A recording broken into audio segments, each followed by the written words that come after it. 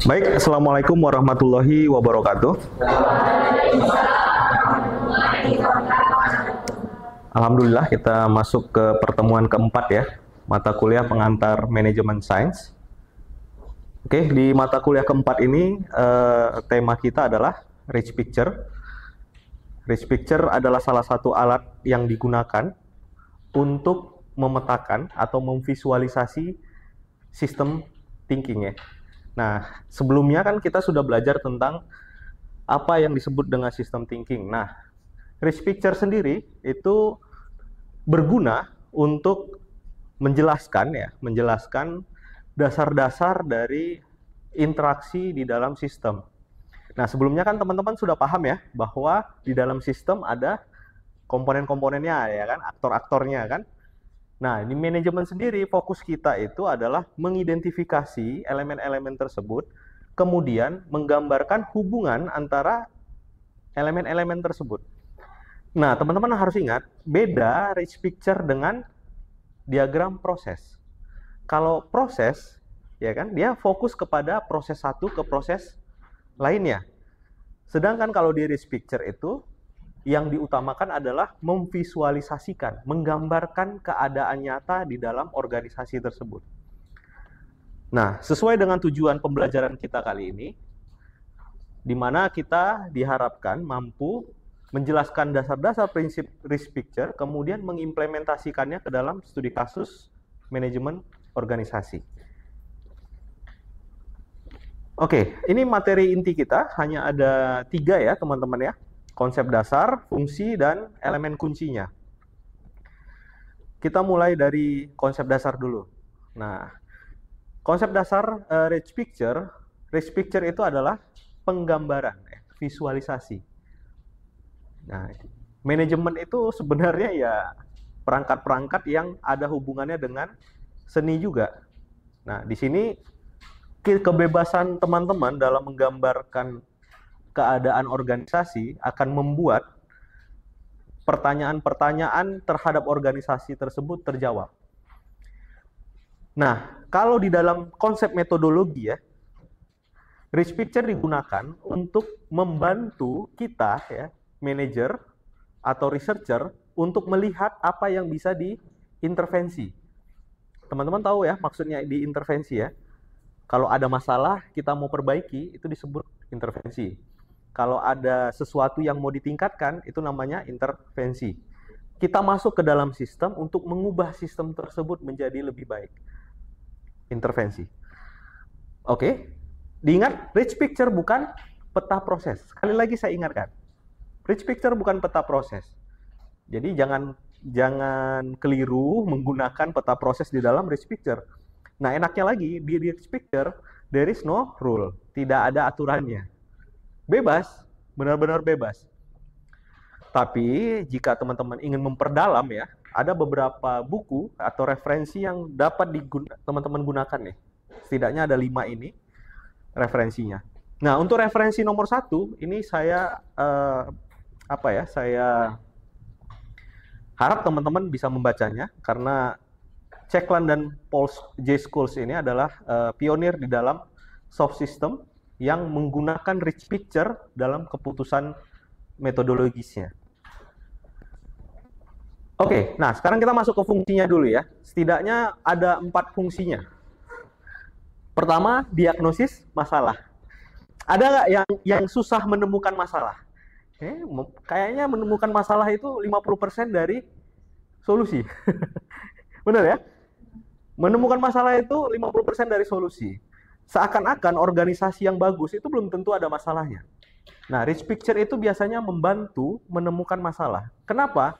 Lihat, di Rich Picture dia yang di-highlight-nya itu adalah konflik. Kemungkinan ada ketimpangan dan ketidakselarasan. Jadi yang fokusnya itu konflik. Kemudian alat komunikasi. Kok bisa Rich Picture alat komunikasi? Ya karena tadi ya, antara aktor dengan aktor kan kita buat hubungannya kan. Nah, pada saat kita membuat hubungannya tadi, disitulah alat komunikasinya muncul. Dia membutuhkan apa misalkan, dia butuh surat menyurat, butuh web, butuh apa, muncul dia nanti di situ. Nah, kemudian ada pemicu refleksi. Memunculkan pemahaman baru terhadap masalah ataupun yang sedang dihadapi oleh organisasi tersebut. Nah, yang terakhir adalah alat untuk intervensi. Bagaimana nanti aplikasinya? Nanti kita lihat di hands-on-nya, teman-teman. Baik. Nah, ini adalah elemennya. Elemen itu berarti adalah anggota-anggota yang ada di dalam rich picture. Nah, yang pertama adalah aktor. Nama lainnya stakeholder. Nama lainnya ya orang-orang ya. Komponen-komponen yang berada di dalam sistem. Bisa individu, bisa jabatan, bisa kelompok, bisa institusi. Bebas, nggak ada aturan. Terus kayak mana saya fokusnya? Kan pertanyaannya gitu kan? Ya tergantung mata kita. Misalkan nanti kita mau lihat di kasus yang besar. Kalau kita mau lihat kasus yang besar, berarti institusinya yang kita lihat. Kalau kita mau lihat yang kasus yang kecil, misalkan di dalam kelas. Ya, di dalam kelas kan ngapain institusinya kan yang dilihat? Yang dilihat apa? Orang per orangnya. Kosmanya dengan sekretaris kosmanya, ya kan?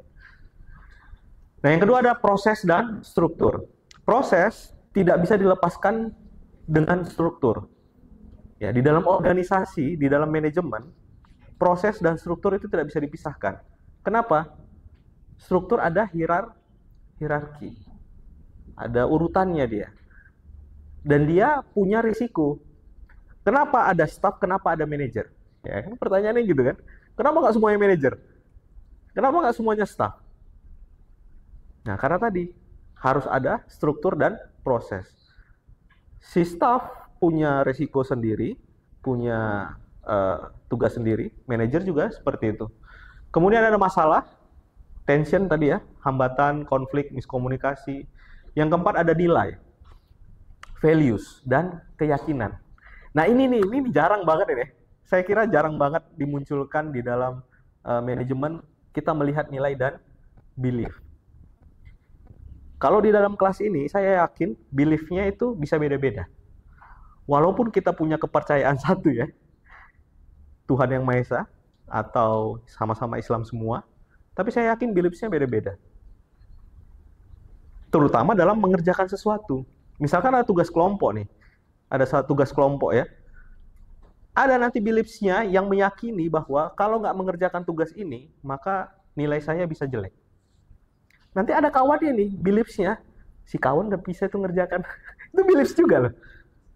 Nanti di sebelahnya lagi, kawannya lagi, mungkin Tuhan akan baik. Ya.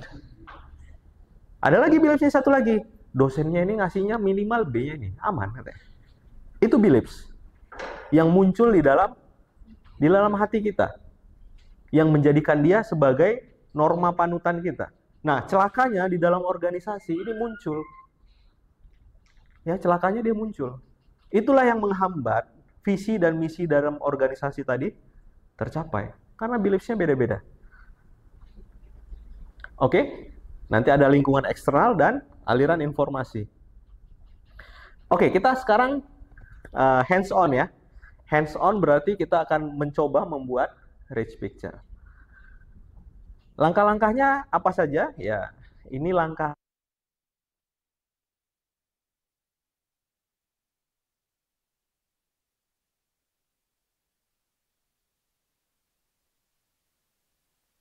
mungkin kita melihat semuanya.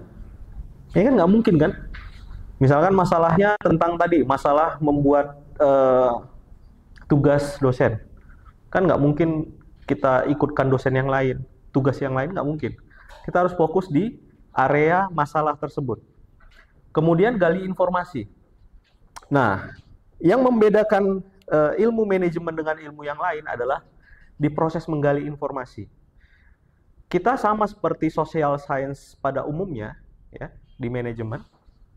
Informasi itu berasal dari semua pihak yang terkait dalam sistem. Bisa itu informasi dari wawancara, bisa observasi perilakunya orang tersebut, bisa dokumennya, SOP, peraturan dan sebagainya. Banyak, semuanya. Nah, ini nanti yang akan membuat kita kelimpungan dalam menjelaskan permasalahan. Oleh karena itu, rich picture akan membantunya. Nggak semuanya nanti bisa dimasukkan ke dalam metodologi untuk diselesaikan. Ya kan? Banyak banget dia. Nah, rich picture akan membantunya. Kemudian tadi ya, perhatikan apa yang dinilai sebagai value dan beliefs. Jadi ketika kita mewawancarai orang nih, mewawancarai stakeholdernya ya kan, kita harus menyelipkan pertanyaan yang mempertanyakan beliefs dia dan value dia. Misalkan nih kita tanya, Bapak ke kantor setiap hari tujuannya apa sih Pak? Dia jawab ya kan, wah namanya juga kerja Pak, saya kan digaji untuk bekerja di sini. Nah kita kan udah tahu tuh beliefs dia kan, value dia itu udah tahu kita.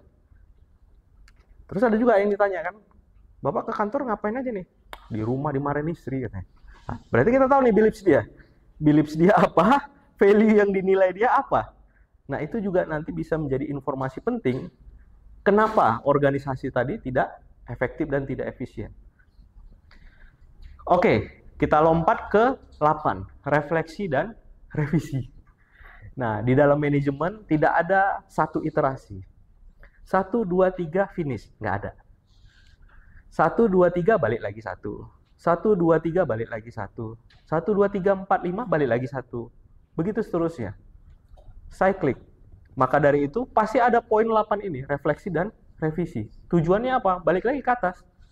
Jangan-jangan sistem yang kita buat terlalu kecil. Jangan-jangan sistem yang baru berubah. Jangan-jangan ada stakeholder lain, ya kan? Jangan-jangan ada missing voice. Nah, ini penting juga nih ya, teman-teman ya, missing voice.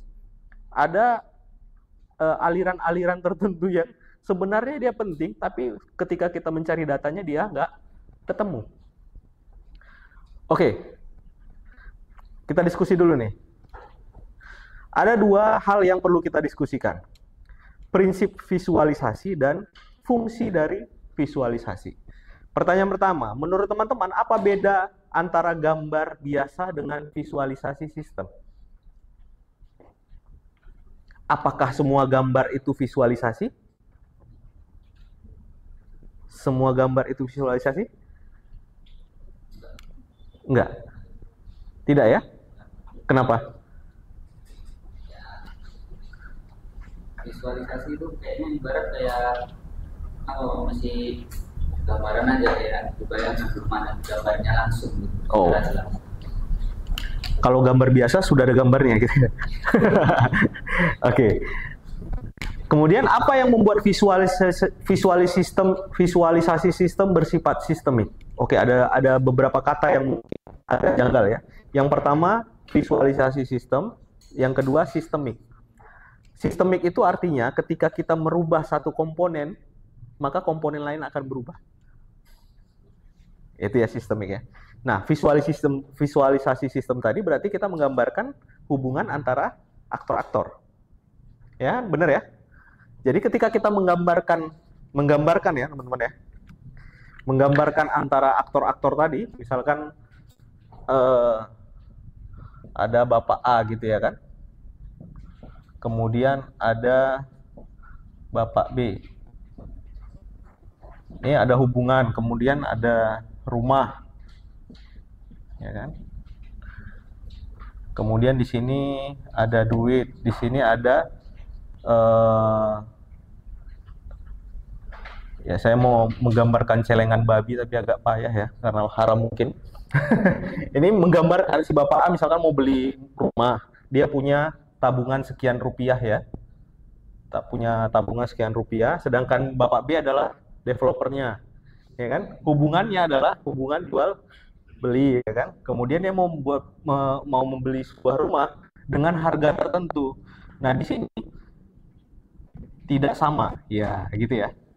Ini kan cukup menjelaskan nih. Berarti hubungannya uang yang disimpan oleh Bapak itu tidak sama dengan jumlah yang diminta oleh Bapak B.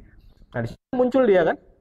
Nah, dikatakan bersifat sistemik ketika saya ubah ini ya, tadinya sekian 300 misalkan, $300. Kemudian saya ubah menjadi $200, berubah nggak semua sistemnya? Nah, itu yang disebut dengan sistemik. Nah, visualisasi sistem itu seperti ini. Ya, perubahan yang disebut dengan perubahan sistemik, ya, ketika berubah satu komponen di dalam sistem tersebut akan merubah semuanya, keputusannya, ya kan, beliefs-nya dan lain-lain. Oke, sederhananya seperti itu. Paham? Clear ya? Nah, oke, perlukah akurasi teknis atau justru subjektivitas partisipan? Oke, agak sulit juga nih ya, ada beberapa kalimat yang mungkin agak susah dimengerti. Yang pertama adalah akurasi teknis. Maksudnya akurasi teknis ini angka-angkanya harus pas. Kayak tadi ya, ini harus benar 100. Ini simpanannya kan nggak ada duitnya nih. Harus ada angkanya. Itu yang disebut dengan akurasi teknis. Atau justru subjektivitas partisipan. Subjektivitas partisipan artinya orang yang kita tanya-tanyai tadi, aktor-aktor tadi, itu kan punya refleksi, punya pendapat, punya value, punya nilainya sendiri-sendiri. Ini yang perlu kita ambil. Mana yang lebih penting? Angka-angka ini atau sebenarnya value-value-nya dia? Ataukah akurasi ini perlu semua? Dua-duanya penting. Ya, jawabannya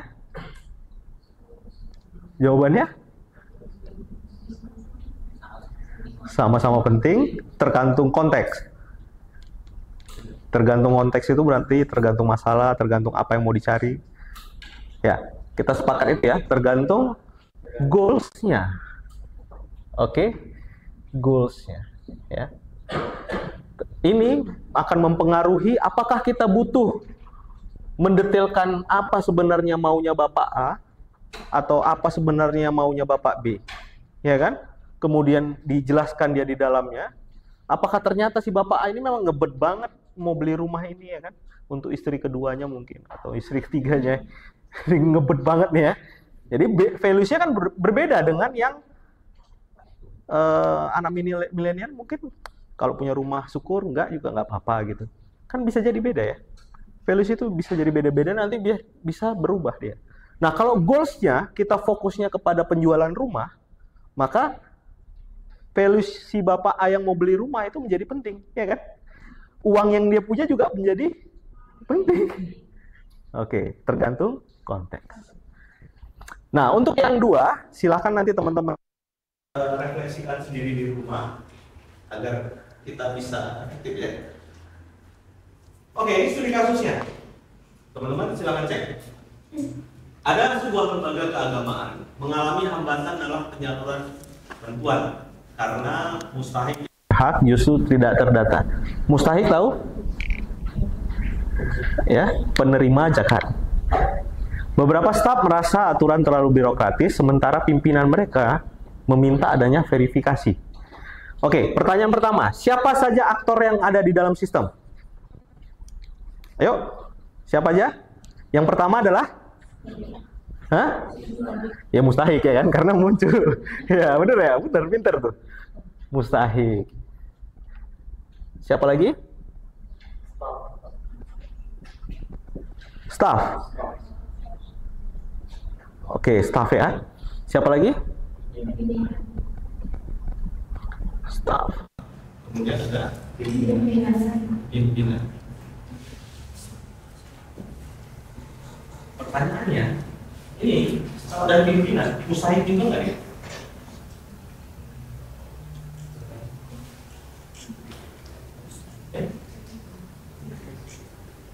Penerima zakat juga ya? Bagaimana? Mustahik juga kan? Iya. Oke. Ada lagi? Komponennya? Ini aktor. Tadi kita mengatakan bahwa komponennya itu bukan hanya aktor kan? Ada apa? Ada instansi. Ada apa lagi? Kelompok. Ada apa lagi? Jabatan. Ini jabatan ya, udah ya. Apa lagi?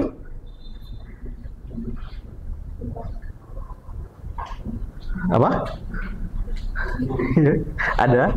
Nah, ini yang kalau nggak manusia boleh nggak? Kalau nggak manusia boleh nggak? Contoh misalkan kebutuhan. Ada di situ kan? Ya kan? Dia kan mau menyalurkan bantuan, berarti ada kebutuhan, ya kan? Ada needs. Misalkan banjir. Nah, kebutuhannya juga nanti perlu dikontekstualisasi lagi ya. Ada kebutuhan di sini, needs. Ada uang, bantuan. Bantuan tadi kita kodifikasi, kita gambarkan dalam bentuk uang ya, boleh. Oke. Habis ini apa lagi yang kita lanjutkan nih? Habis ini apa lagi yang kita lakukan? Membuat hubungan. Membuat hubungan kan? Needs, kebutuhan ini dia berpengaruh ke siapa? Ke mustahik. Dia mempengaruhi dua orang ini enggak? Kenapa saya kunci mereka? Karena dalam satu organisasi kan, institusi. Misalkan kita buat di sini Basnas. Oke. Needs itu berhubungan nggak sama mereka ini? Berhubungan. Apa hubungannya? Hubungannya timbal balik. Mereka harus tahu apa kebutuhan yang sedang dibutuhkan, ya kan? Dan kebutuhan tersebut nanti menjadi ukuran. Ya kan? Jadi ukuran dia. Oke. Kemudian staf dengan pimpinan. Yang berhubungan dengan mustahik lembaganya atau stafnya? Lembaganya. Yakin? Yakin? Enggak, orangnya. Kenapa orangnya? Karena di studi kasus. Di studi kasus kan begini. Seharusnya berhak. Justru, berarti seharusnya berhak justru ini mengidentifikasikan values dan beliefs. Ya kan? Ini values dan beliefs-nya siapa dia nih? Si staffnya. Ya kan? Si staffnya. Sedangkan values dan beliefs-nya si pimpinan adalah verifikasi. Verifikasi. Ya, verifikasi. Jadi belief ini, yang hubungan ini ada menetapkan beliefs mereka yang nanti akan menerjemahkan berapa uang yang diberikan kepada mustahik. Oke, secara sederhana mungkin inilah gambaran dari ya, this picture-nya. Dari gambar itu kita sudah bisa pahami banyak hal ya. Ya kan? Daripada cakap-cakapnya yang ini kan. Oke, konfliknya udah jelas ya, konfliknya. Konfliknya adalah ya, siapa yang mau dikasih, ya kan? Jika Anda menggambarkannya, siapa yang berseberangan dengan siapa? Staf dan pimpinan. Oke, sip. Kemudian informasi apa yang tidak mengalir? Sudah kita gambar kan? Apa? Informasi apa yang tidak mengalir dengan baik? Ini. Ya kan? Hubungan apa kebutuhan tadi? Karena dia sampainya cuma di institusi saja. Tidak ke personnya. Oke, kita lihat kunci jawabannya. Nah, ya, kurang lebih begini. Oh, ada satu yang kurang ya. Ada yang satu yang kurang, kita kelupaan. Di sini disebutkan birokrasi pimpinan harus ada verifikasi yang kuat. Berarti kelemahannya adalah tentang apa, sistem apa? Ya, oke. Tentang identitas. Ya, verifikasinya kan identitas. KTP. Oke. Terakhir, teman-teman refleksikan, tanyakan kembali hasil pembelajaran kita tadi. Sebenarnya, apa manfaat terbesar ketika teman-teman telah menggambarkan sistem dalam visualisasi risk picture ini? Kira-kira dari gambaran ini, ada nggak yang tersembunyi kelihatan jadinya? Ya, Setidaknya adalah di sini kan, di area ini kan. Area ini kan tersembunyi dia. Tapi ketika digambar kelihatan bentrok antara area ini. Nah, ketika dia kelihatan, maka akan membuka ya dialog untuk intervensi. Ya kan? Semuanya sudah kelihatan dengan baik kan? Relasinya apa, informasinya apa, dan semuanya kelihatan.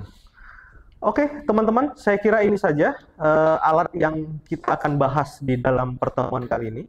Kita namai dia Rich Picture. Dia bukan alat yang dewa, tapi alat yang bisa dipakai. Kenapa? Tadi, tidak ada aturannya. Karena tidak ada aturan ini, membuat dia fleksibel digunakan dalam kasus apapun. Tujuan utamanya adalah mereduksi pertanyaan-pertanyaan tadi ya, untuk menjadi gambaran nyata kebutuhan akan sistem.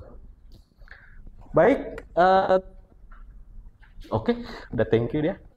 Terima kasih teman-teman atas perhatiannya di perkuliahan kita kali ini. Semoga atas perkuliahan kali ini teman-teman paham dan bisa mengaplikasikan Rich Picture. Billahi taufik wal hidayah. Wassalamualaikum warahmatullahi wabarakatuh.